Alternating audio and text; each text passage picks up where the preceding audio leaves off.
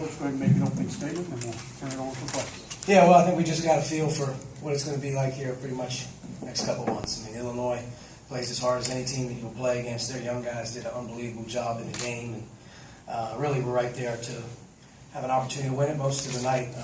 But they're a very, very tough team, and we knew that coming in, that just finding a way to win the game was the most important thing. And early on, we're going to have to play through some things to figure them out because it's always a different change. It's a drastic style change, and we didn't handle it well early.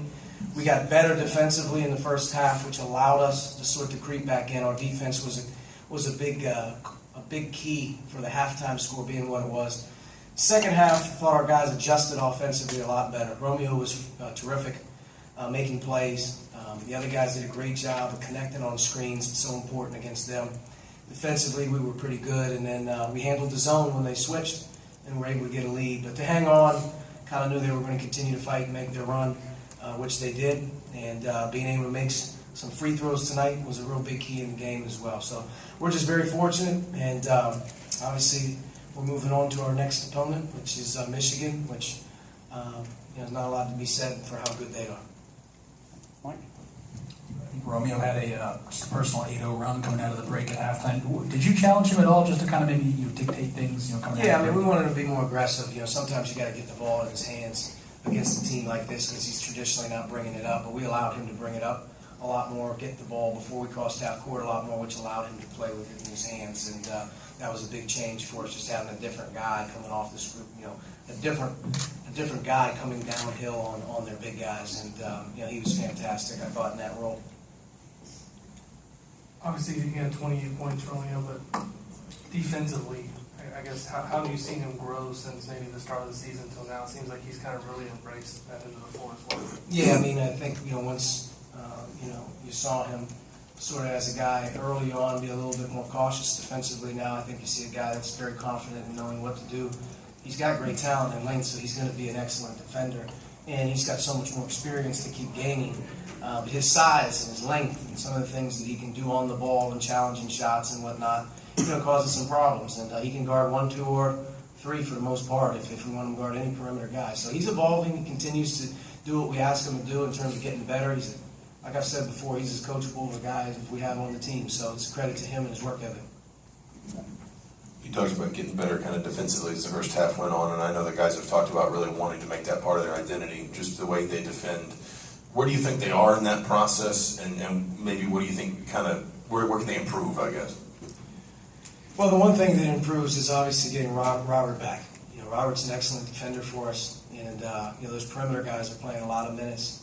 So to have him back, that initially boosts our defense. We need more depth. But I think that you watch Justin and Juwan and their ability to cover and do some things. It's nice to see. Our guys are playing hard. We have a better way about us and understanding how you have to not give up easy baskets. And we're right there. We're right there where we can take another jump, though, I think, as well. And the big thing is our guys understand how hard you have to play defensively if you want to be any good. Jeff? How's fit is he doing, and ballpark it percentage-wise? What do you think he plays against Michigan or not? I doubt he plays at Michigan. I would take that off the table. Today was the first day that Rob smiled in a long time, so I know he's feeling better. He's been doing cardio work. He's been doing some shooting. That's about it. And as he doesn't have any problems or setbacks, they keep letting him do more. But today was the first time that at shoot-around today, the first time I saw him where he was smiling. He had a really good way about him, so I think that's probably the first step in understanding he's feeling better. JD said you guys had 6 shot clock violations defensively. Is the key to that ball pressure or just awareness of guys cutting to the basket? What's the key to that?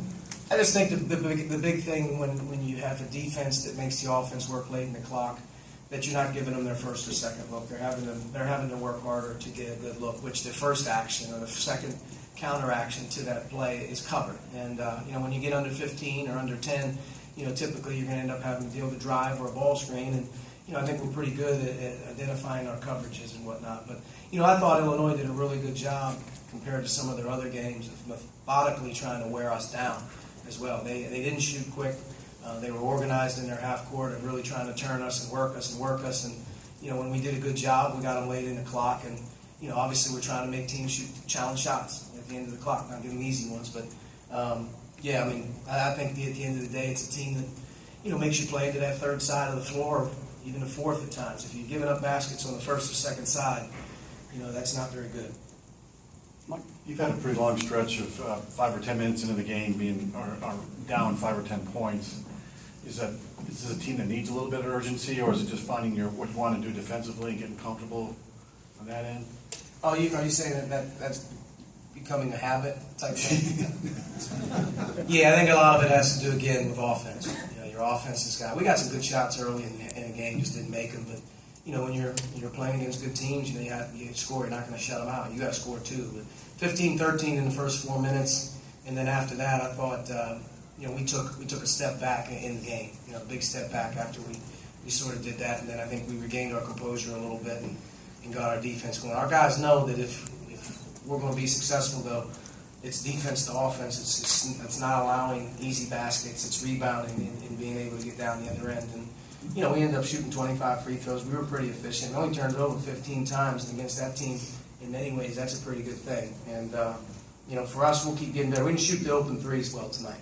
I think we made 2 in the game. I think we were 2 for 12 in the game, 1 for 8 at the half. So you have to look at those threes and say, were they good? I don't know how many of our first half threes were really good. I think when we shoot quick and we shoot a lot of threes early in the game, that tends to get us out of sorts.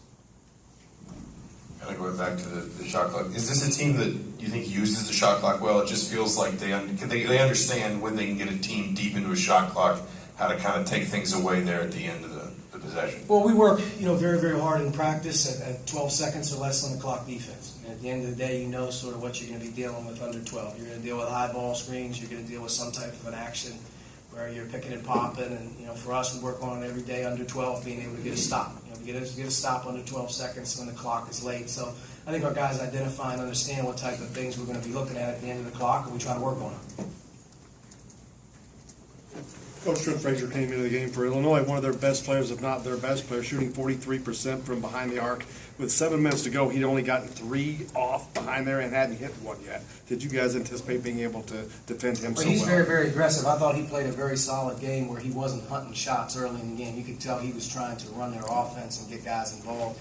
And then later in the game when he needed to sort of get going, I thought he was pretty aggressive. I also thought we did a decent job on him, just keeping him, for the most part, in front of us.